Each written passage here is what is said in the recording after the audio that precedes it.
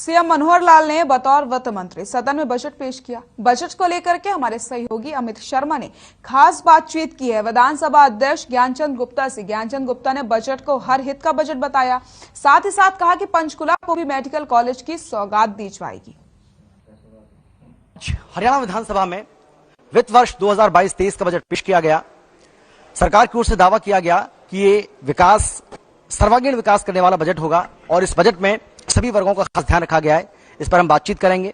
बातचीत के लिए हमारे साथ मौजूद हैं खुद विधानसभा अध्यक्ष ज्ञानचंद गुप्ता जी। सर, बहुत स्वागत है आपका हर खबर पर। धन्यवाद आपका भी बहुत बहुत स्वागत है जी। सर, ये जो बजट आज पेश किया गया है किस तरीके से आप देख रहे हैं?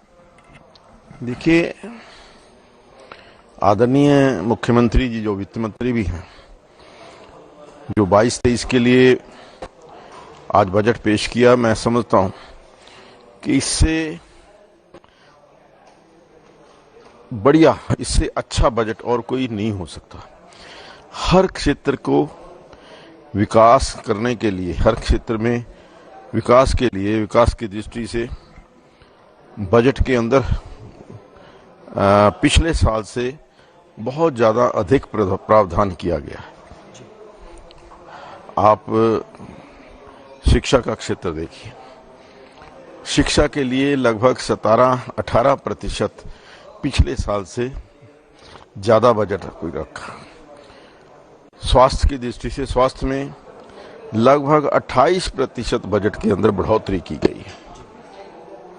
खेलों को देखिए, खेलों के अंदर लगभग 60% की वृद्धि जो है वो बजट के अंदर की गई।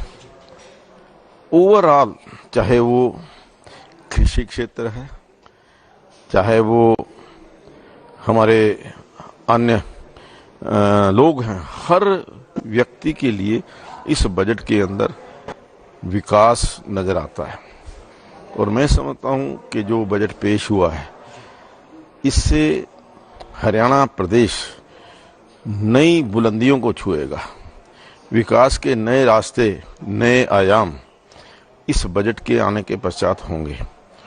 और जिस प्रकार से आज ये बजट पेश किया गया और पंचकूला के लिए विशेष तौर पर जो मेडिकल कॉलेज खोलने की घोषणा हुई है, पंचकूला के लिए नर्सिंग कॉलेज की घोषणा हुई है, पंचकूला में आर्कियोलॉजिकल म्यूजियम का बात आई है जिसका निर्माण कार्य शुरू हुआ है।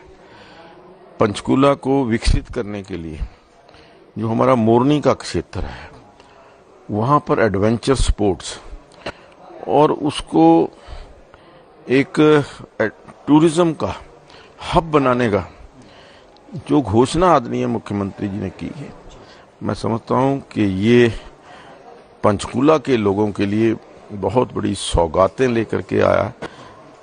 जहां पूरा हरियाणा तो आगे बढ़ेगा ही, पंचकूला भी मैं समझता हूं मेट्रोपॉलिटन सिटी का उन्होंने पहले घोषणा की है और उसके बनने से पंचकूला और ज्यादा तरक्की करेगा।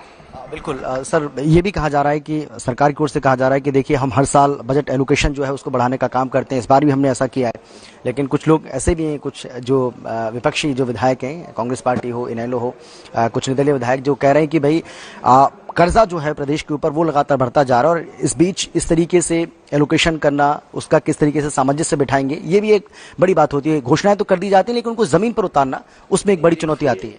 कर्जा जो है वो कोई ऐशो आराम के लिए नहीं। कर्जे की जो बात करते हैं, नंबर एक तो जो पैरामीटर्स हैं, चाहे वो प्रदेश के हैं चाहे वो देश के हैं, उन पैरामीटर्स के अंदर है।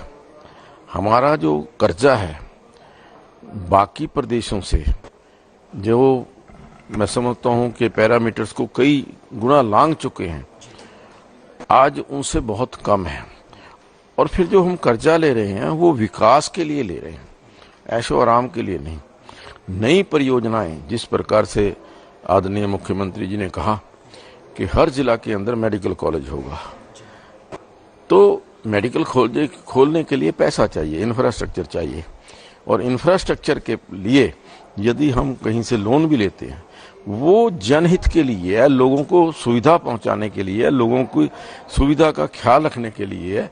अगर हम एजुकेशन के अंदर बजट बढ़ाते हैं हेल्थ के अंदर बजट बढ़ा रहे हैं, स्पोर्ट्स के अंदर बजट बढ़ा रहे हैं, तो उस बजट को बढ़ाने के लिए, इंफ्रास्ट्रक्चर बढ़ाने के लिए अगर मैं समझता हूं कोई पैरामीटर्स के अंदर यदि हमें कुछ कर्ज भी लेना पड़ता है, लोन भी लेना पड़ता है, तो मैं समझता हूं कि वो प्रदेश के हित में है। आखिरी सवाल है सर मेरा आपसे, क्योंकि विधानसभा की जो कार्रवाई है सर 22 मार्च तक चलने वाली है, तो आने वाले दिनों की अगर हम बात करें तो क्या कुछ कार्रवाई अगर मोटे तौर पर अगर आप बताना चाहें? देखिए, आज जिस प्रकार से घोषणा हुई है, पहली बार विधानसभा के इतिहास के अंदर अगले 4 दिन 9, 10, 11, 12 जो आज बजट पेश हुआ है, इस बजट को लेकर के मंथन होगा और वो मंथन हमारे सभी जो विधायक हैं सम्मानीय, उस मंथन में भाग लेंगे। उसमें अधिकारी भी बैठेंगे, हमारे माननीय विधायक भी बैठेंगे, और जो बजट के अंदर लगता है कि कहीं थोड़ा बहुत फेर बदल करने की आवश्यकता है, कोई प्रायोरिटी चेंज करने की आवश्यकता है, तो वो सारे सुझाव इस मंथन के पश्चात आदरणीय मुख्यमंत्री जी को देंगे और इस मंथन के पश्चात फिर मुख्यमंत्री जी जो भी सुझाव इनकॉर्पोरेट करने हैं वो इस बजट के अंदर साथ शामिल करेंगे। और मैं समझता हूं कि जो भी बजट सबकी राय से, ज्यादा लोगों की राय से तैयार किया जाता है, वो बजट प्रदेश के हित में होता है। शुक्रिया sir. Thank you.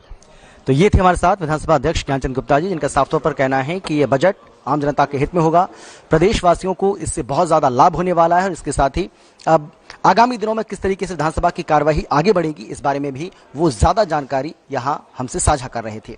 Camera person Jagdish के साथ अमित शर्मा, चंडीगढ़।